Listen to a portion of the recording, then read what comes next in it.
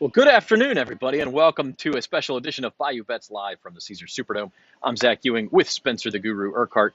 Jim Derry is going to be along shortly. We were supposed to be in Champion Square. We know the description says Champion Square, but some technical issues, some weather issues. We're inside the Superdome, so we are set up here. It is the calm before the storm. 4 o'clock is when gates open, so that's right now, and people will be coming into the Superdome as we speak. Very quiet here in the press box right now. Good evening to Jamal. Got a great lineup of guests for you, just two of them actually, but should really cover this LSU Florida State game that is going to start here at 6:30 p.m. First of all, it is Kurt Weiler from the Osceola Rivals.com network. He covers Florida State. And then Scott Rabelais, who is the columnist for LSU for The Advocate. And it's going to be great to talk to those two guys, preview this game, and preview the seasons. Mary Beth says, go Tigers. Glendula says, hello from Louisville. Hello, Glendula. Let's bring on our first guest. Let's bring on Kurt Weiler from the Osceola. Kurt, welcome to New Orleans. How are you doing? I'm doing good. I got here Friday. It's been quite the weekend. I'm excited for what should be hopefully an exciting finale to my time here. Absolutely. And I think we're all kind of expecting a pretty good game tonight. We'll hop right into it. We've been talking about it all week, of course. As far as the betting line goes, it's gone to LSU -4. It was 3 for most of the week, 3.5 last week. Now it's creeped up to 4. A lot of that may just have to do with the fact that sports betting is legal in Louisiana, and you've got a lot of Tiger fans who are betting it up. I don't know. We'll ask you for your pick at the end of this segment. But how do you handicap this game, and what are some keys to it for you, Kurt? Yeah, it's interesting. So I've seen the notion from a few national people. I was listening to a podcast this morning that talked about kind of what's the catch here. They kind of feel like it should maybe even be further in LSU's favor. And I think there are reasons. There are valid reasons to think that way. When you think about, I think some LSU strengths may match up from not so well with some Florida State weaknesses from the FSU side of things. Obviously, that receiver group is very talented. It's probably one of the best in the SEC, maybe among the best nationally. And there are questions about Florida State's number one cornerback coming into the game, Amarian Cooper, and his health status. He didn't play last week. And so there are some questions. It's hard to get a read on it, really. I mean, I know a decent amount about Florida State, but there are just so many unknowns about the LSU team, just with all the new pieces on the coaching staff, on the roster. So I think it's a really hard game to handicap for a lot of reasons. Hey there, Kurt. This is Jim Derry. Just talk a little bit about what have you seen from Florida State early on in preseason work, and obviously they had a game last week against Duquesne, so that may give them a slight advantage. But what have you seen athleticism-wise compared to where they were last year? I think you're starting to see a team in year 3 of Mark Norvell. There's been some roster continuity. He definitely committed to a youth movement. I think they kind of talked about being the youngest team in the country 2 years ago, and I think still one of the younger teams in the country last year. And you're seeing a lot of those players now have had that playing time and have grown because of it. I think that continuity has made a big deal for a program that until Mike got here hadn't had a lot of it, from the end of Jumbo Fisher's time through Willie Taggart's short time, less than 2 seasons, to where they are now. And so I think you're seeing a team, I mean, they're starting to look closer to what you'd expect a Florida State team to look like. I mean, I think there were some struggles there near the end of Jimbo's tenure into Willie's, and I think they're starting to look the part again. So you look at the offensive linemen, and you're like, they're starting to look like you'd think Florida State linemen should look again. Ditto defensive linemen, ditto I think a lot of guys around. I don't think I learned much from last week because they definitely kept it pretty vanilla, with LSU's kind of one advantage there of FSU had to play a game that LSU could study. So I think they didn't give away a ton there, but I think you're seeing the positive signs. It'll be interesting to see how that shows up tonight.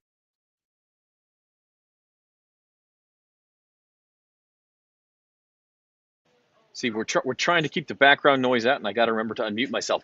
You're watching Bayou Bets on bet.nola.com. We're joined by Kurt Weiler of the Osceola, part of the Rivals.com network.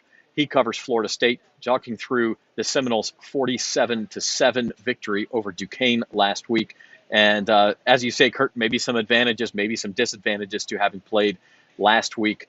As you study LSU, as you prep for this game, what stuck out to you about the Tigers? Because we live here and are completely in the unknown about what Brian Kelly's team may or may not look like in his first season. No doubt. Yeah, there are so many questions there, and it's interesting. I mean, there no doubt that with all those questions, with the new coaching staff, with the largely new roster, there are some returning pieces that I think present real challenges for FSU when you look at that defensive line and what they're going to do. I think obviously Florida State's offensive line the last few seasons has been that thing people pointed at of, oh, that's a real liability. And you've seen positive signs the last few years under Alex Atkins, who's now the offensive coordinator. I think they're deeper there. I think they're more experienced there. But this LSU defensive line will definitely present a challenge. How much are they able to are they going to be able to scheme ways to give Jordan Travis time? Is Jordan Travis going to have time? Or are they going to have to kind of run a quick offense to limit what the Mason Smiths and the BJ Ojolaris are able to do? Because no doubt that group presents a real challenge. And then I think also you look at the other side of the ball, the receivers, and I talked about them earlier. I mean, that is an extraordinarily talented group. It'll be interesting to see what I guess the wild card there is Jaden Daniels, who it seems like finally now what we all assumed was going to be the case, it is going to be the case tonight. And so it's interesting to see, obviously, what the chemistry with him and those receivers and how he's able to get them the ball. But that group is undeniably a major challenge. And if Florida State can't get pressure, you would imagine that will be a tough test for them. For sure, Kurt. And yeah, speaking of that, I know LSU's got some pretty talented receivers there, led by Keishawn Butte. So who do you think that I guess who are some guys that Florida State's got defensively that could potentially cause LSU's offense some trouble? Because I know the Duquesne game is not a great opponent, but I mean it held them to very little production. So who are some guys to watch? Yeah, I think it's interesting. I think the biggest question mark probably about LSU is that offensive line, obviously, with relatively little experience between them. I know and expected a true freshman at left tackle, which is interesting. And I would say the defensive line is probably, I would say, the strength, especially when you look at defensive tackles. They have two starters there who are both fifth-year college football players, and it's not the fifth-year college football. They both could have potentially explored the NFL last year and kind of bet on themselves coming back for that fifth year. And I think both of them could present a problem, and there's some promising depth behind them. I think when you look at defensive end, Jared Verse was a guy who pretty much everyone wanted in the transfer portal from Albany, and he chose to come to FSU over quite a few intriguing options. And I think this is a moment he could have. He is not going to be kind of what Jermaine Johnson was for FSU last year, where he was a transfer who came in and was the ACC Defensive Player of the Year right away. But he's a physical freak, to be sure. It'll be interesting to see if he's matched up against Will Campbell or whoever on the right side, what he's able to do there, a few other options. The linebackers are an interesting group, and then, like I said, the secondary is a situation where, I mean, if they have Amarion Cooper available after he missed last week, I will feel better about them. That'll be something we're monitoring in pregame for sure. Kurt, what do you make of what the atmosphere may be like here tonight? You've been in New Orleans all weekend. There are hundreds, if not thousands, of Seminoles fans in town. Obviously, LSU is going to bring a big crowd down for Baton Rouge. This really should be like a high-level bowl game type atmosphere tonight. I think that's a good way of putting it, and I wasn't sure that was going to be the case. I have been impressed. I mean, LSU fans will outnumber FSU fans tonight. I'm sure plenty are making the day trip and maybe not taking the whole weekend here because it's a little closer for them. It's an easier trip that they can make more often. But I think it might be in the neighborhood of like 65-35, something, maybe 70-30. But it will be a loud LSU crowd, but no doubt the FSU crowd will be quite vocal as well. And I think, like you said, a fun bowl atmosphere, I think, is a great way to describe what we might see here tonight. Kurt, how interesting is it that FSU played against Notre Dame last year and played against Brian Kelly, and so at least Brian Kelly is familiar with a lot of these FSU guys, even if LSU is not. Do you think any of that is taken into account? I think possibly. It's actually, this will be three times facing Mike Norvell in 3 years here, because they played him in 2020 in the COVID year too, up in South Bend. It was a fairly non-competitive game. That's when more FSU was still kind of on the comeback up. Yeah, it's interesting to see. I mean, I guess the wild card of that, I will say, is especially when you look at the offense. The defense, FSU still has the same defensive coordinator, but they have a new offensive coordinator this year, Kenny Dillingham, who was the last 2 years, is at Oregon now with Dan Lanning. And I think Mike Norvell is going to have a more heavy involvement in the play calling in game. So it'll be interesting to see if Mike Norvell is able to buck any trends there, because no doubt Brian Kelly's played a lot of players and coached against him quite a few times recently. Speaking with Kurt Weiler of the Osceola of the Rivals.com network, he covers Florida State. Kurt, it's interesting to me, LSU and Florida State are similar programs in a lot of ways. Both very proud programs, both have national championships in their recent history, more recent for LSU, obviously, but Florida State, you don't have to go back that far. And they both have struggled the last couple of years. So as we take a look at Florida State's schedule, open with these 2 non-conference games. Then you have all 8 ACC games in a row, and then end with 2 non-conference games with the big one against Florida at the end. It's a difficult schedule. What are the expectations for this program as it continues to try to come up? I would say the realistic expectation is at least 6, probably 7 wins. I mean, you look at his first 2 years, he went from three wins his first year in the COVID year to 5 last year, and probably should have made a bowl. I would go so far as to say there were a couple losses that were fairly inexcusable for one way or another. And so, yeah, I think my expectation, I would say, is 7, but I think 8's probably more likely than 6. That's depending obviously on some health stuff going their way. It's interesting. I mean, we looked at, and who knows what to make of last night in that Louisville game. That's a big one too for FSU in a different way. And Louisville, not exactly a promising season debut last night with a 31-7 loss at Syracuse. So I who knows what to make of this ACC. It was obviously not a great first weekend for the ACC overall, but yeah, this would be a chance for a real tone setter for Florida State, because no doubt most people don't put too much into what they saw last week. How strange is it, Kurt, that both of these teams, or rather, I should say, neither of these teams, being ranked? I haven't done the research, but I can't remember the last time that neither LSU nor Florida State were ranked. I mean, it's great that these teams have this big matchup early in the season. It's going to springboard one of them. The other one, it's going to be a major letdown. But it's just odd that these two teams aren't in the national spotlight, even if they are playing on a Sunday night game by themselves. It was funny. I was thinking about something similar yesterday, just about, I mean, these are two programs that have both won national titles within the last decade. LSU in 2019, FSU in 2013, and neither of them are ranked for this game. I mean, that is an anomaly, I'm sure. But yeah, I feel without being on the LSU side of things, it definitely feels like a big game for Brian Kelly. I know he kind of talking to the fans when his introductory speech, the one that went viral, talked about he hasn't even won all his games yet. So, I mean, this is a tone setter for him. I would hope the fan base wouldn't react too strongly to a loss, because I think this is a Florida State team that we've seen improvement from, but it's a big one for Mike Norvell. He's won some impressive games, but I think the fan base has been patient with him through kind of the struggles of the first 2 years, and I think the patience would start to run out if these next few weeks don't go so well for them. I will tell you that the fan base of either team who loses tonight, Kurt, they're going to overreact. I can promise you that. We don't have to bet it. We don't have to figure out odds on that. A college football fan base overreacting? We sure about that? Especially one in the South, right? That's sort of how it goes. By the way, the last time that LSU was not ranked in the preseason poll was 2000. It was Nick Saban's first year in Baton Rouge, and that was when Florida State was at the peak of its powers. So you're going to have to go back, I think, well into the 80s to find a time when neither one was ranked in the preseason. 80s or late 70s, yeah, because once Bobby got them rolling in 76, yeah, I mean, that was a run of preseason ranked teams for sure. And LSU was ranked for much of the 80s. So the 90s was a bad decade, but the 80s, they were ranked for much of the 80s. And so probably got to go back until early Charlie McClendon days. I think I have the answer just looking through Sports Reference. The last time that neither LSU nor Florida State was ranked preseason was 1982. Both became ranked later that season, but they were not in the preseason. That is the very end of the Charlie McClendon era. So that was before 3 of us were born, and Jim was only like 30 years old at that point. 29, buddy. Yeah, okay. I was close, though. Yeah, I expect a rowdy crowd tonight.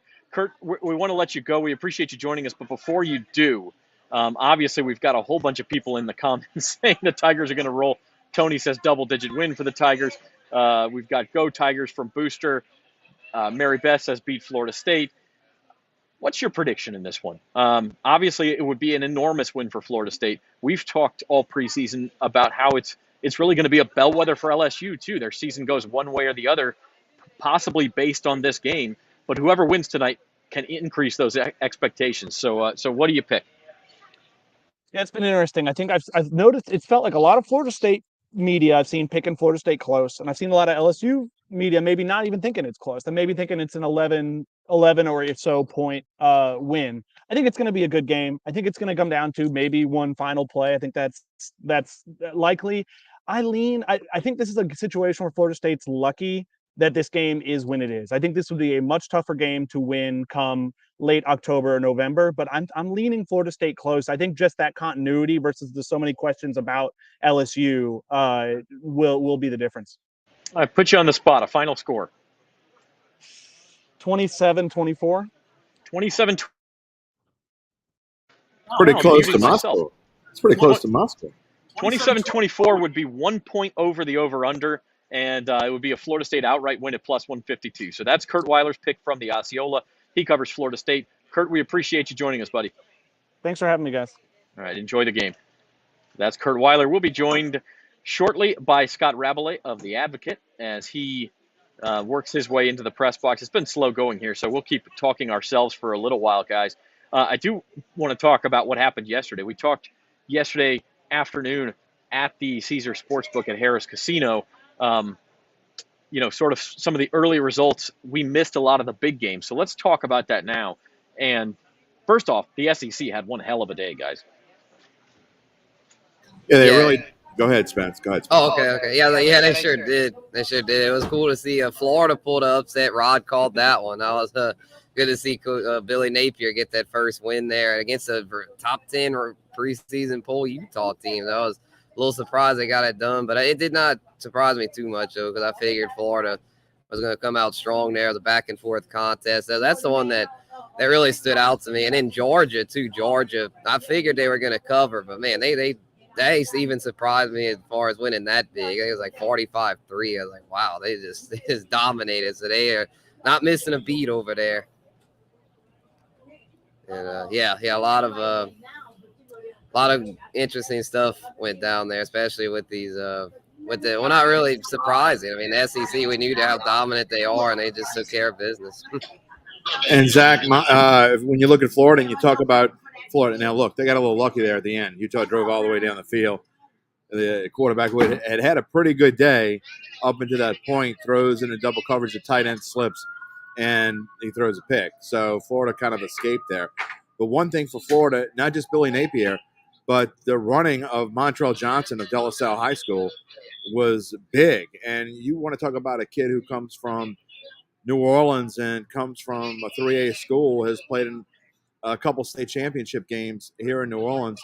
That experience maybe helped him in the spotlight last night because he came up big for those Gators, and it was great to see him perform so well. And then, not SEC, but Tulane to play as well as they did against UMass. And another New Orleans metro area product, Tajay Spears, scored 3 touchdowns in the first 4 possessions. Tajay Spears of Ponchatoula High School, coming off of an ACL injury. Great to see him get going. So it was a fun first Saturday, but nothing. And I'm not sure all year we'll get a game like we got with North Carolina and App State, and just missing on the 2-point conversion at the end of the game there that could have made it 63-63 and sent it into overtime. And you would have been thinking about LSU, Texas A&M again. I mean, they would have probably, I don't know, they would have had 7 overtimes, but what a crazy start. Week 1 Saturday was fantastic. You're right, we did miss a lot of it because of all the things we were doing, but was able to go home and see. And then Ohio State kind of imposing its will on Notre Dame a little bit last night.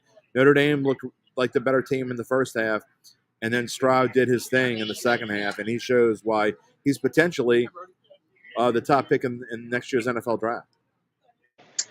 Yeah, it's it was a heck of a day. That App State North Carolina game, we signed off at 2:00, and I think it was still 42-35, and we thought, well, App State might get back into this thing. And they still had 40 combined points to go at that point. I mean, it's insane.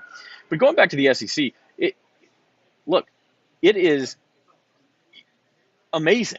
Looking at what they did this weekend against, now this does not include FCS teams. FCS teams, they were all 3 wins, but all 3 SEC teams failed to cover. But of the 10 SEC games against FBS teams, 9-1 against the spread. Only Ole Miss, which was minus 21.5 and won by 18, was the only team not to cover. So you could have put together like an SEC round robin, SEC parlays, and been really good. So what you're saying is there's just a little bit of pressure on LSU tonight. Yeah, you can't mess that up. You can't mess that up now. And LSU -4, so the work is getting harder. But I look at this and that Arkansas game. I think Arkansas may have gotten a bit lucky as well. Cincinnati missed a couple of field goals, had a couple turnovers in the red zone, allowed Arkansas to hang on. But that's a win that's really gonna have legs for the resume. I mean, that's something that if Arkansas can continue to string together wins, you're going to be looking back at that one and talking about quality wins for a playoff resume. Now, I personally think Arkansas takes a step back this year, but that one is in the bank. And then Georgia. I mean, my gosh, what can you even say about Georgia? What you could say is maybe you ought to take a little. I mean, I know they don't have great odds, but to me, and I, you can't judge by what you saw Alabama playing a team that just doesn't matter. But what Georgia did to Oregon, and I mean, obviously Oregon isn't the 11th best team in the country, but Georgia is going to pick up right where they left off, and Stetson Bennett looked just fine, and so do the rest of the Georgia offense, and obviously the Georgia defense is what it's been the last few years.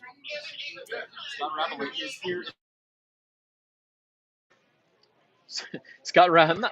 I'm not used to being told to be quiet by anyone other than my wife, but the mute button is doing it for me. Scott Rabelais is in the press box here in the Superdome. He will be joining us shortly. We're talking about a little bit about yesterday's results. Here's some of the other ones, guys. We talked about North Carolina, App State. I had to put Iowa, South Dakota State on there too because it was the polar opposite. But what a perfect game for Iowa to open with. 7-3 with two safeties. Couple of 2-run homers. Where's Mizzou on this list? I want to know. Oh, did I miss it? Yeah, they're right there at the top, okay, man. That's okay. a cover, baby. Okay, you didn't put in the Fighting Doors on here either. They were an FCS team. They didn't cover. Oh.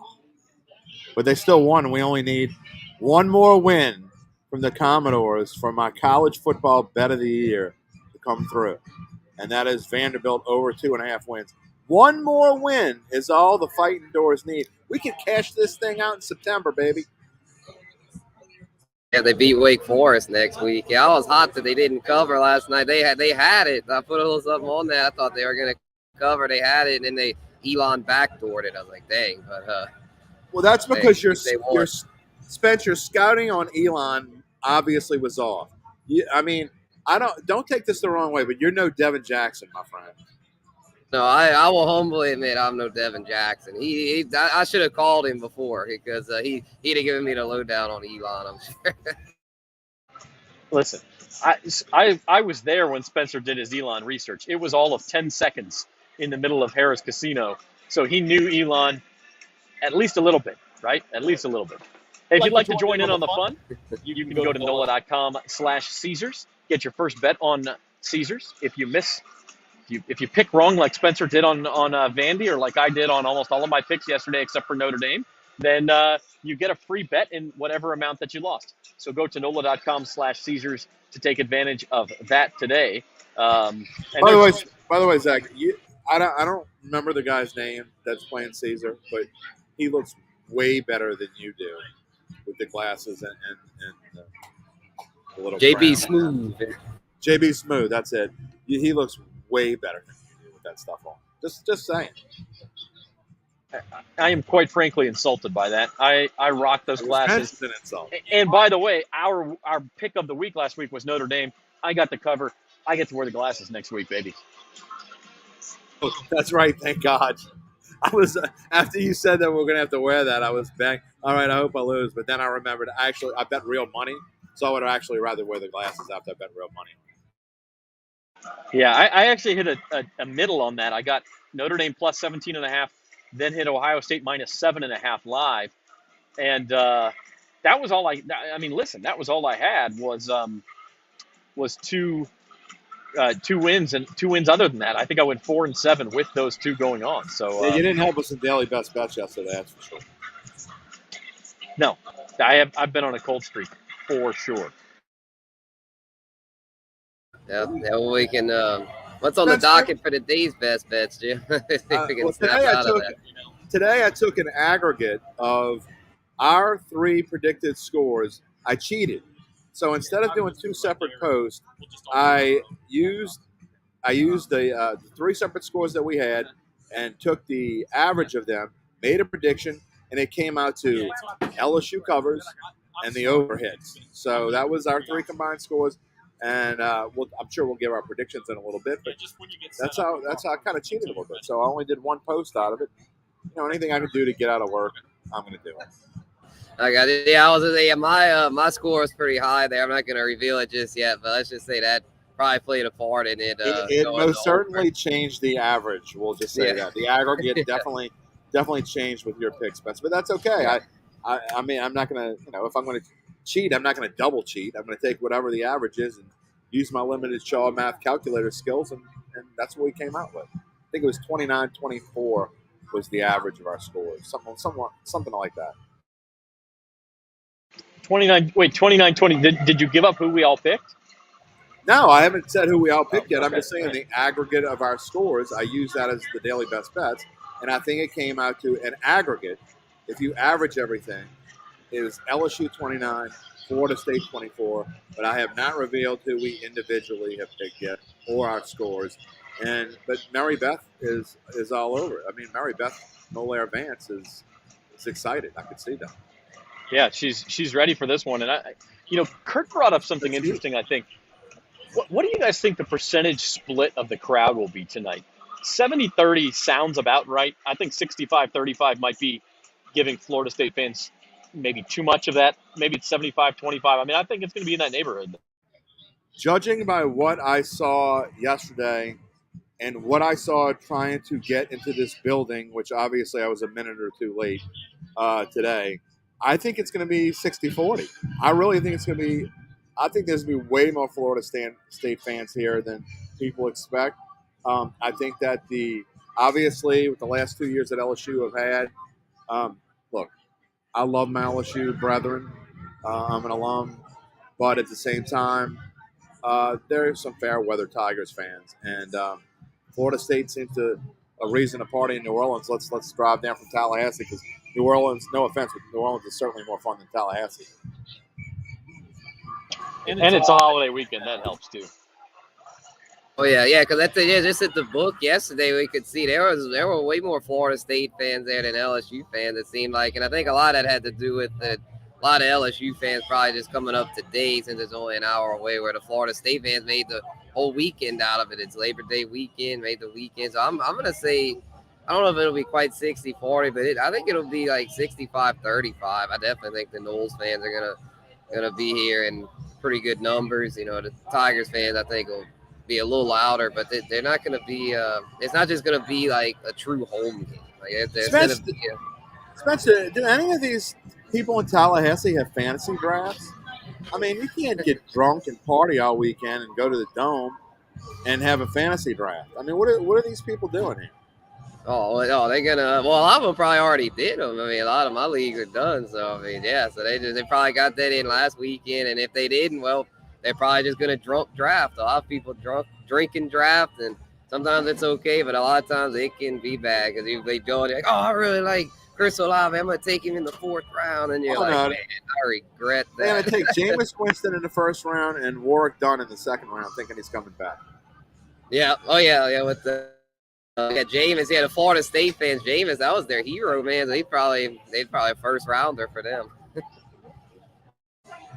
And it'll be interesting to see what what are y'all's thoughts on the Jameis Winston pregame thing? I know they said he was gonna give a pregame speech. That's a little. He's trying to get in the Saints fans' doghouse again. Like he wants to room with Mark Ingram. They already hate Mark Ingram because he's proudly his Alabama alum status. He wears his Alabama shirt. He goes there when Alabama plays at the Dome, which I guess lately has been quite a bit here and there. He's proud about it, which he should be. So I'm sure there'll be lots of haters who already were looking for a reason to hate Jameis Winston. They'll use that as a propellant to hate him even more, which is just dumb. But if he throws for 3 touchdowns and a win next Sunday, then all will be forgiven again. Just for a week. Like Chris Olave was smart about it. He was like, I'm in Louisiana now. I'm picking LSU. No grief for Olave. That's because LSU always kicks LSU always kicks Ohio State's ass. That's just the way that it is. If they were playing Ohio State, though, he wouldn't have picked LSU. I mean, it's not his school, Exactly. What does he care? So let's take a look at Scott Rabelais having a couple of technical issues, but I think he's getting set up now for us. Um, let's take a look at LSU's schedule because we mentioned this. This is such a pivotal game for them. If you pencil in a win tonight for LSU against Florida State, all of a sudden you look at the schedule. 4-0 going to Auburn, 5-0 with Tennessee coming to town. I mean, they'll be in the top 25. Mississippi State's no pushover, but LSU's at home. They're probably favored in that game. So if you can win tonight, you're looking at a 4-0, maybe 5-0 start before things get difficult. Well, let's not get too crazy. I mean, I don't know if anybody saw what Will Rogers did last night, and that air raid attack. And LSU has already some of these defensive players have given up 620 some odd yards to the Mississippi State air raid offense in the recent past. So I wouldn't overlook that Mississippi State game, even though it is at home. And LSU has had issues with the Bulldogs in the past. So, and then you got an interesting storyline when LSU goes to Auburn on October 1st, and former LSU quarterback, former Ponchatoula quarterback, TJ Finley, now the starter there. So you certainly can't count if they win. I'm not even sure that this is the toughest game of the 5. We'll see. I don't think anybody knows what we're getting in Florida State, but they have a chance to be 5-0. But it also wouldn't surprise me if they're 2-3 either. I mean, we just don't know what we have. I think we'll have a lot better idea after tonight. Spence likes to talk about Kayshon Boutte, who's an excellent wide receiver, certainly an NFL caliber wide receiver. But how quick is Jaden Daniels going to acclimate himself to this offense? And is Brian Kelly going to try to force Garrett Nussmeier in there? How is that going to affect flow? LSU in the past has not had success with 2 quarterback systems. I don't think we'll have a 2 quarterback system, but I do think we'll see enough of Garrett Nussmeier to where it'll make it interesting. So I certainly wouldn't pencil in 5-0, but I do think that if they win tonight, I think the floor is 3-2, which is an okay start, but you really want to be at least 4-1. Yeah, whoever the quarterback is going to be leaning heavily, I'm sure, on Kayshon Boutte because he was just so dominant even as a freshman. Like, he was just that Ole Miss game. I remember it was just so incredible. Whenever at that point it was just kind of the season was in shambles, but he can put up numbers, man. He's just so dominant with the ball in his hands and can go up and get balls. He's just like a complete receiver.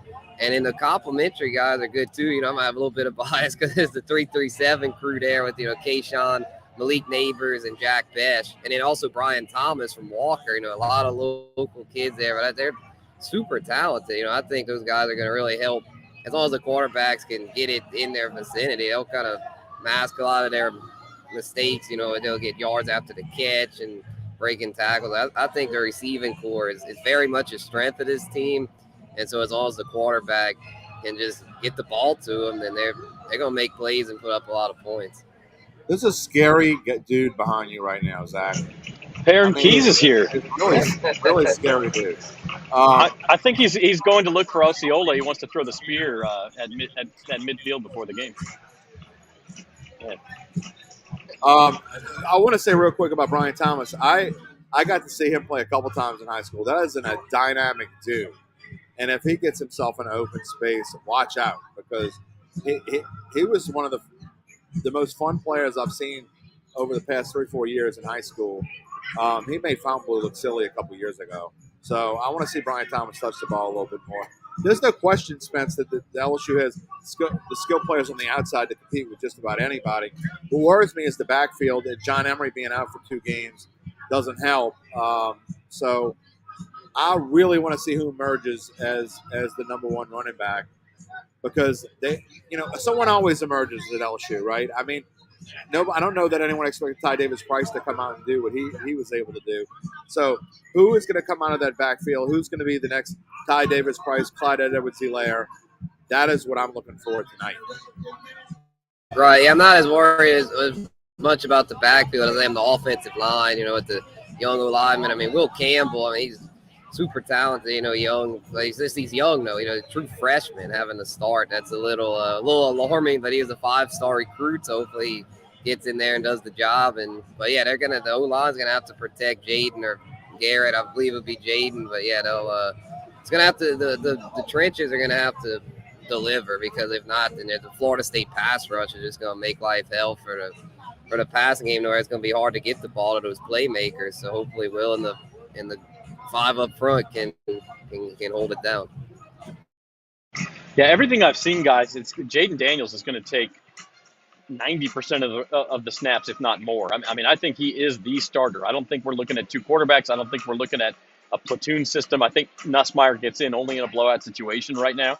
Yeah, need a running back with 3 names to succeed at LSU. I want to point something out here. Mary Beth says we need more followers. We do need more followers. There's 27 of you watching on the NOLA.com YouTube page. Go over to the Bayou Bets YouTube page and click subscribe for us. Give us a like. Support us. Tell us what we're doing is working for you, and we can do more of it. So the other thing is the reason LSU, you talk about, Jim, if they lose this game, they could go 2-3 easily in these first 5 games if that happens. The second half of the schedule, I mean, my goodness, you better not be 2-3, or you might be 3-9 at the end of the year. Well, there's no question. If they go 2-3, they could be 3-9.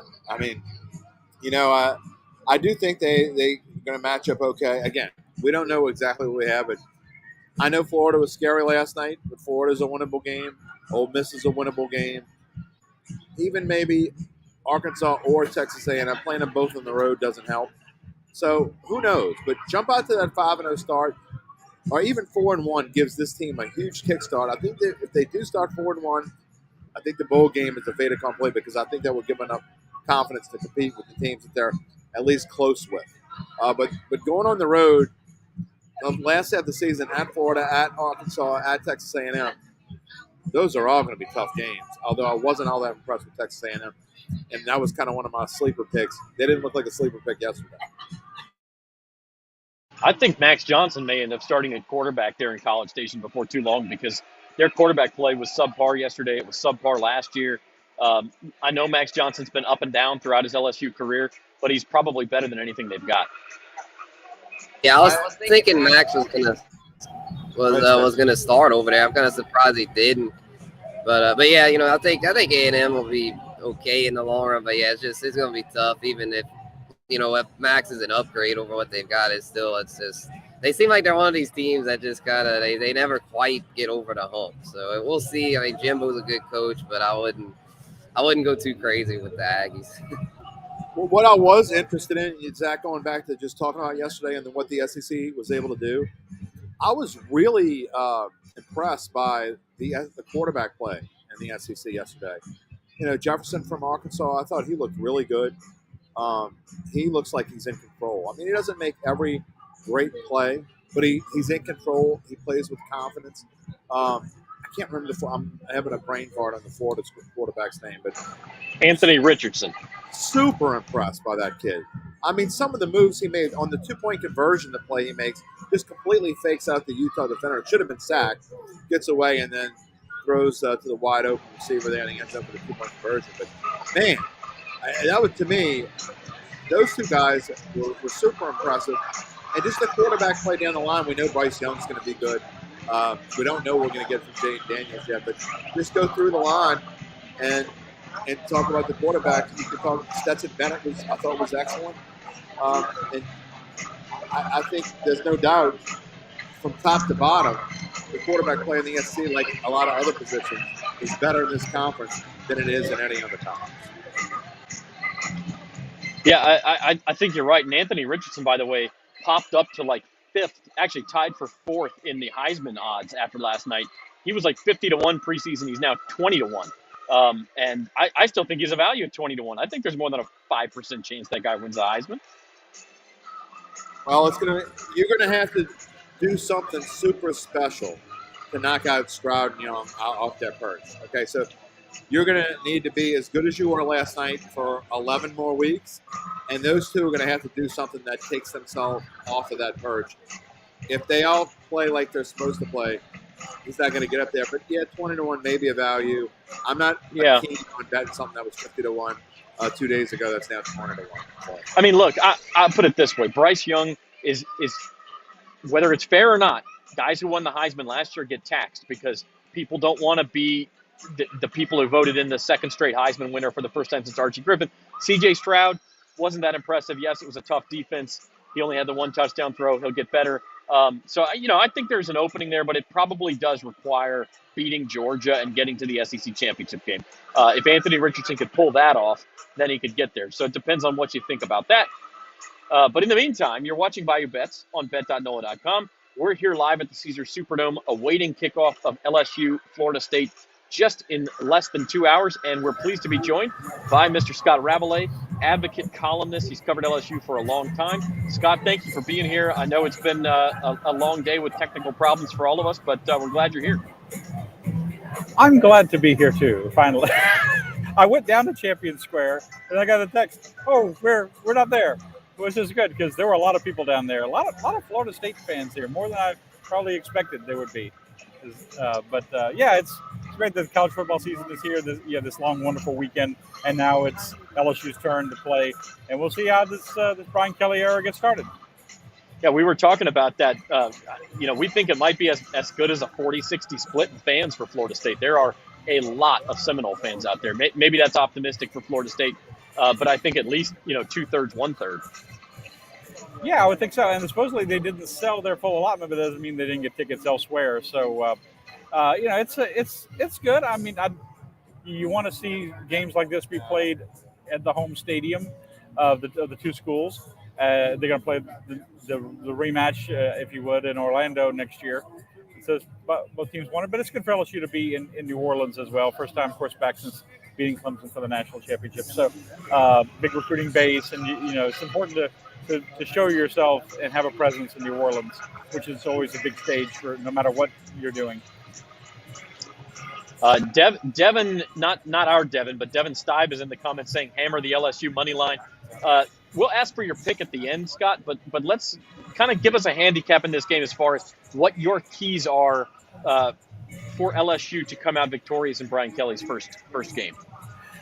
Well, obviously, we know now who the starting quarterback is going to be. It's going to be Jaden Daniels. He needs to play effectively. If he doesn't, I think we might see Garrett Nussmeier in the second half. I think the two big battles are LSU's defensive front, who we all think is excellent. They need to show that against Florida State's offensive line, which allowed Duquesne in a big win last week, but still allowed Duquesne to get through and get some pressure. And LSU can be disruptive there. And, of course, LSU's wide receiver core, which you would think is their best offensive unit. Daniels is to effectively get the ball to Boutte and Neighbors and Thomas and those guys.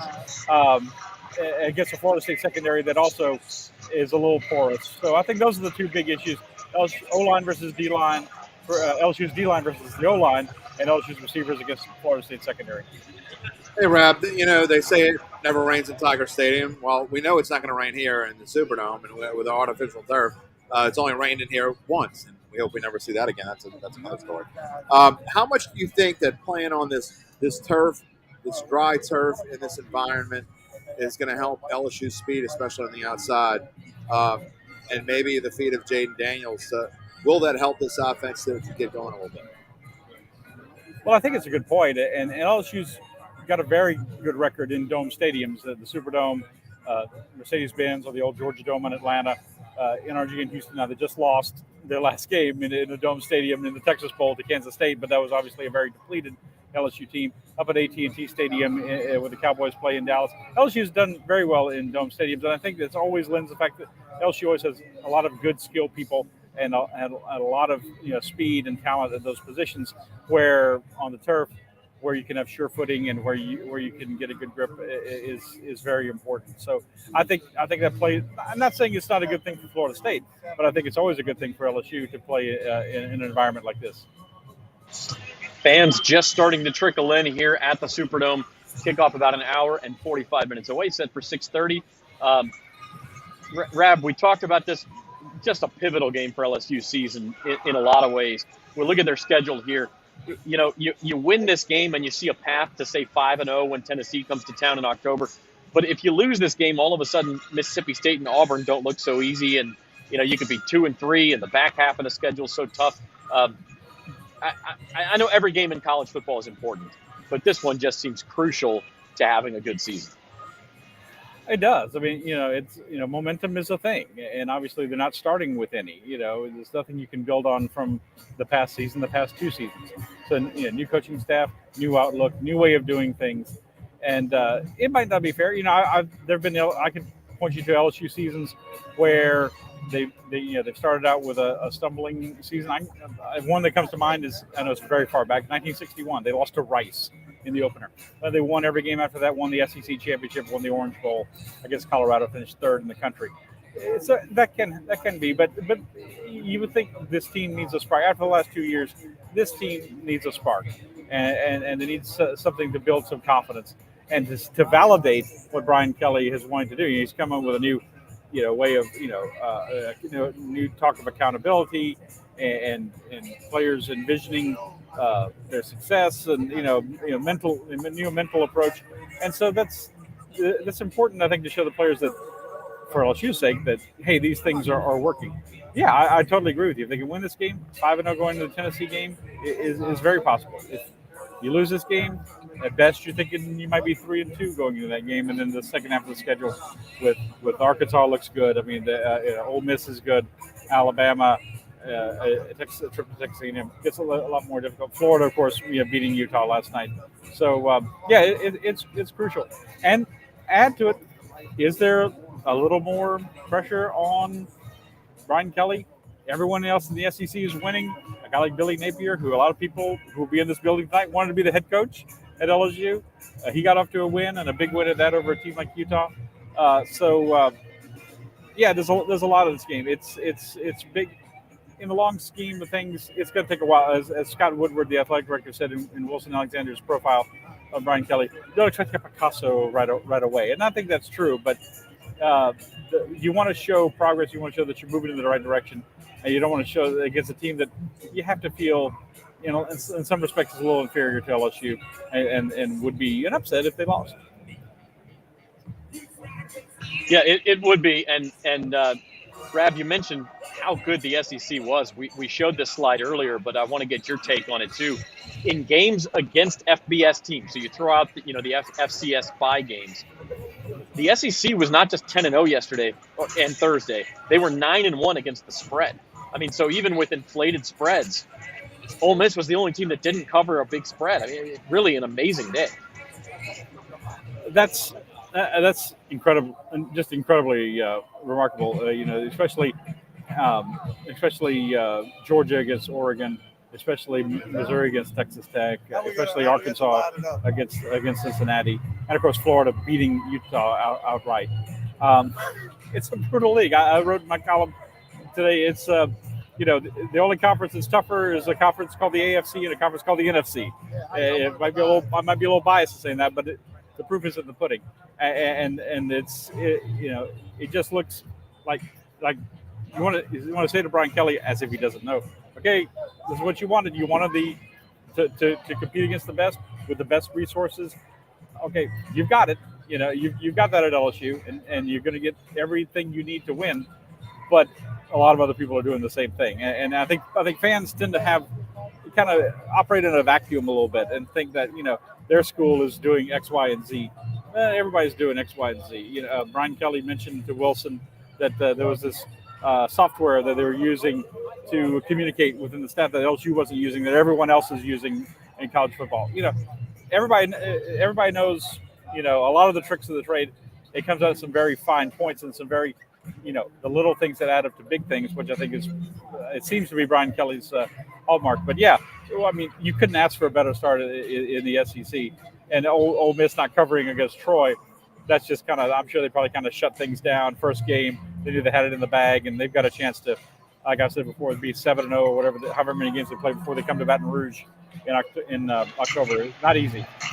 Well, and that's the thing. It's like you just expect some of these big spreads, even if teams play well, they don't cover. But the SEC, boy, and Uncle Big Nick said he was happy Arkansas covered. I was against you on that one, Nick, so you got me.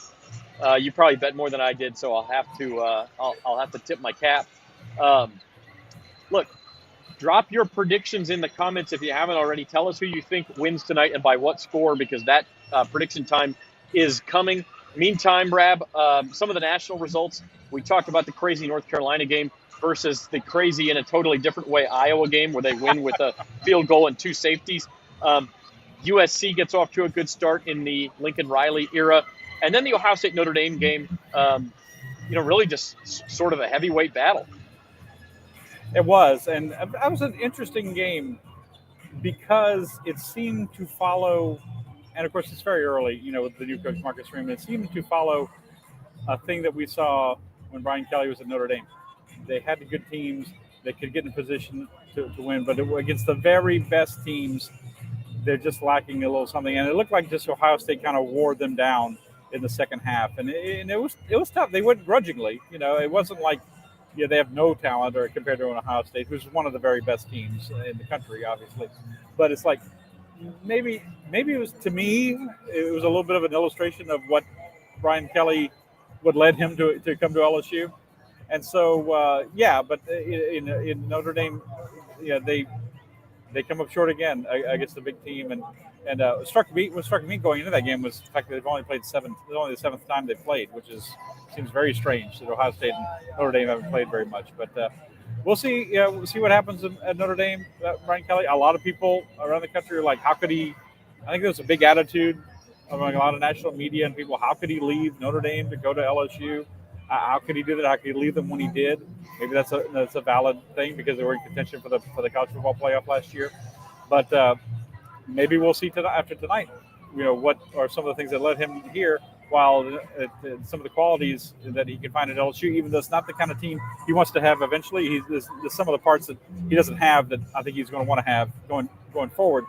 But maybe compare what LSU does tonight to what happened in Notre Dame against the Buckeyes. The Brian Kelly era about to start at LSU, just over an hour and a half away. Scott Rabelais, Advocate columnist, joining us. Before we let you go, Rab, your prediction. I know it was in the paper this morning, but who do you like and by what score? Pick LSU 27-23. I want to say that they could win by double digits, and I think they could, because I'm reminded of the Miami game in 2018 when it's like, oh boy, they don't look like, how's LSU going to compare in this game? But so 27-23, I was pleased to see I don't gamble very often, but I was pleased to say I was right on the over-under.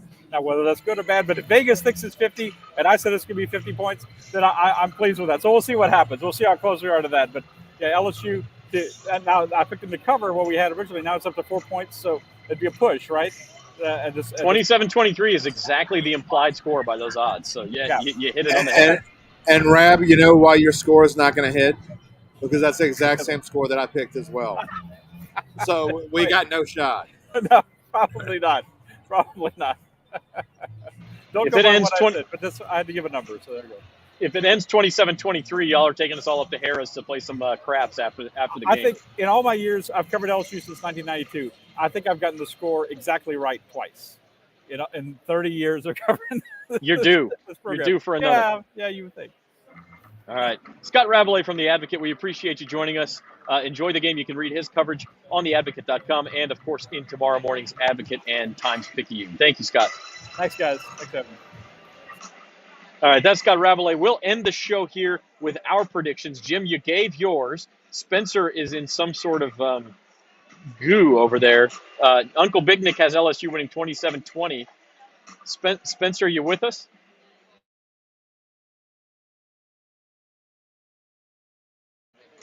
I don't think he's with us. Yeah, I think he's froze. There you go. I don't think he's with us. Yeah, you're here. You're frozen. Am I here? Okay, awesome. Well, yeah, I was having a lot of technical difficulty when Scott was on, unfortunately. But, yeah, to get my pick in real quick, I'm thinking it's going to be a pretty high-scoring contest. I'm not feeling the defenses as much as I am the offenses here. So I'm going to go LSU 38, Florida State 31. 38-31. That would be way over.